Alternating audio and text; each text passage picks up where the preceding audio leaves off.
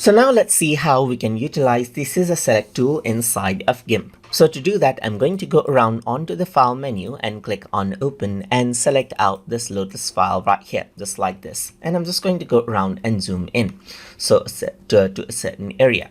So now in order to select this, I'm going to go around onto the third tool right here. And you can see that by default is the free select tool. And I'm going to go around and select the Scissor Select tool right here. So once I do that, I'm going to click, and you can see that it curves around automatically right here when I make a selection. Click and it curves around right here.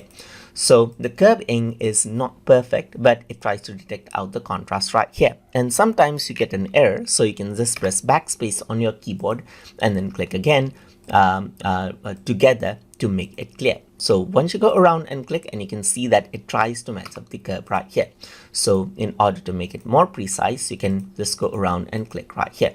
So I'm just going to go around and quickly select the flower around right here, just like this. So just go around and click, press backspace and click right here, click right here, click right here, click, and then click right here, click over here, click over here, click over here, and click this like this, and then click over here, and then click this like this, click, click, click, and then click over here just like this, click around over here, click around over here, click, and then click, click, click, click, click, and then click right here, click right here. So just go around and make a selection. I'm not going to be too perfect, so let me just go around and select this.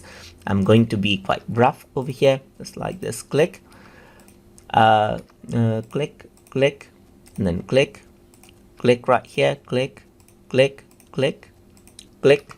So you can go around and see that I can make a rough selection just like this. Over here and over here, over here, and done right here, just like this. So this is how you can go around and make a complete selection over here, just like this. So once I do that, I'm going to go around over here.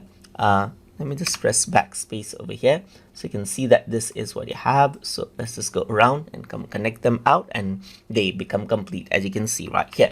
So if I were to press Ctrl C and Ctrl V right here, then you can see that there's this selection right here. So you can go around over here, and you can see that I have this free select and so forth, just like this, or you can go for the selection tool right here. Let me just press Ctrl C and Ctrl V, and you can see that there's the selection right here. You can see that I successfully made a selection, and then this is what you have, as you can see. And that is how you can utilize the Scissor Select tool inside of GIMP. So I hope you guys learned something as always. And as always, please like, comment, share, and subscribe.